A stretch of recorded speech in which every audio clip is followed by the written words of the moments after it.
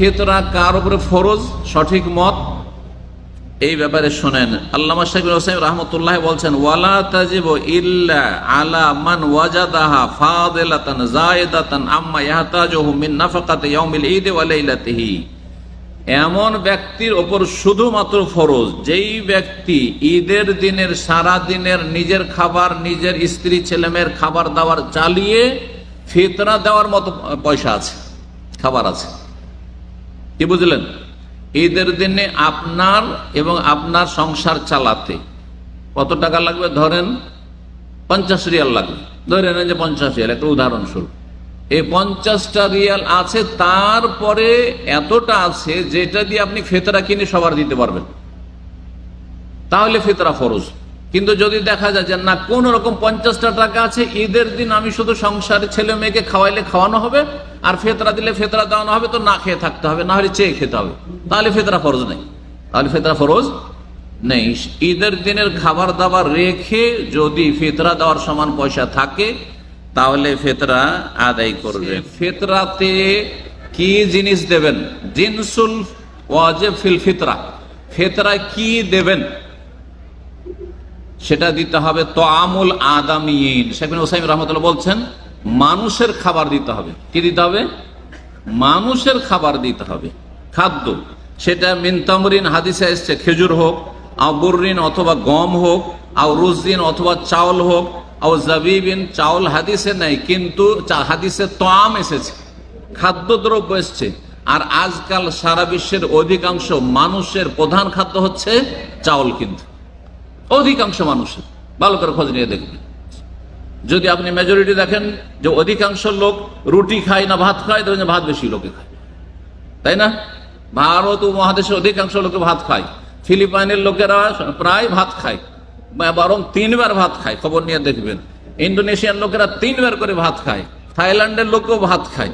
হ্যাঁ, আরব দেশে চাউল হয় না, এক সময়, এখনো চাউল হয় না। আরব দেশে গম তো হয় কিন্তু চাউল হয় না। তারপরও হ্যাঁ, আপনি যখন রেস্টুরেন্টে খেতে যাবেন প্রধান খাদ্য কি? হ্যাঁ, ভাত, তাই না? তাহলে এই জন্য দেওয়া যাবে চাউল যে হাদিসে তম খাদ্য শব্দটি ব্যবহৃত হয়েছে। আজকাল প্রধান খাদ্য হচ্ছে চাউল। পয়সা দিয়ে ফিতরা দেওয়া জায়েজ নয়, এর কারণ হিসাবে 4টি কথা তিনি বর্ণনা করেছেন। প্রথম হচ্ছে লিআন্না যালিকা খিলাফু মা আমারা বিহি রাসূলুল্লাহ সাল্লাল্লাহু আলাইহি ওয়াসাল্লাম, কার রাসূলুল্লাহ সাল্লাল্লাহু আলাইহি ওয়াসাল্লাম যেই নির্দেশ দিয়েছেন তার পরিপন্থী কাজ, তার বিরোধিতা করা।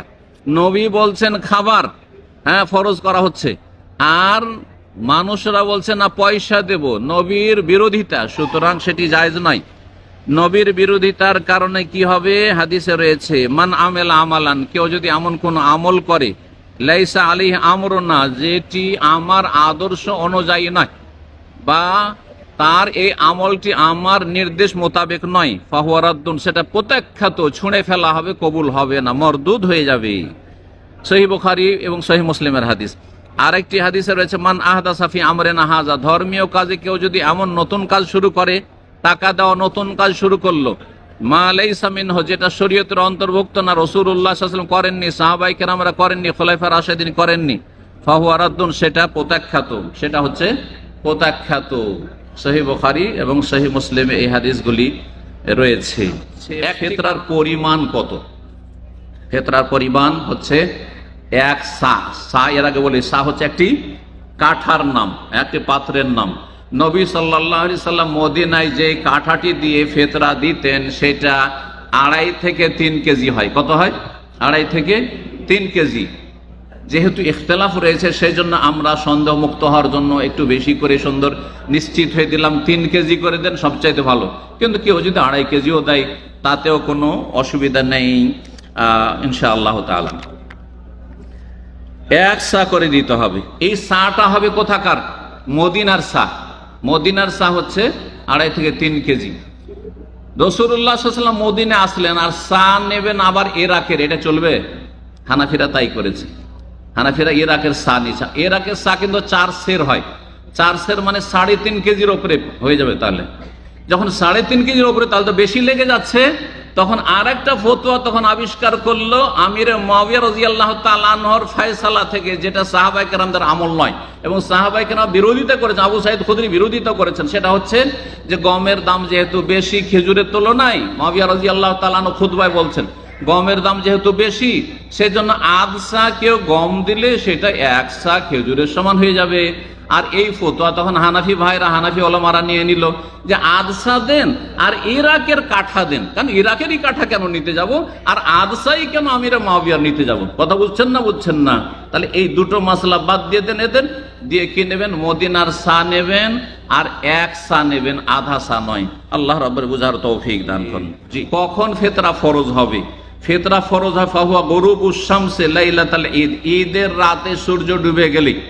যেই দিন ঈদ দেখার চাঁদের খবর পেলেন, সূর্য ডুবেছে আর চাঁদের খবর পেয়ে গেছেন, অথবা 30 রমজান পুরা হয়ে গেছে আর চাঁদের খবর আর পান না পান কোনো প্রয়োজন করে না, 30 রমজান হয়ে গেছে, তখন ফিতরা ফরজ হয়ে গেছে। ফিতরা ফরজ হয়ে গেছে, সুতরাং রাত্রে কেউ দিতে পারে, কিন্তু দেওয়ার সময় কোনটি? জি, ফরজ হওয়ার সময় তো বলে দিলাম যে চাঁদ ওঠা মানেই ফিতরা ফরজ হওয়া। তাহলে এখানে চাঁদ ওঠার আগে যদি কেউ ইসলাম গ্রহণ করে, একটু আগে বললাম, তাহলে কি করবে? ফিতরা তাকে দিতে হবে। আর যদি চাঁদ ওঠার আগে কেউ মারা যায় তাহলে তার ফিতরা দিতে হবে না, কারণ সে ফরজ হওয়ার সময়টা পায়নি।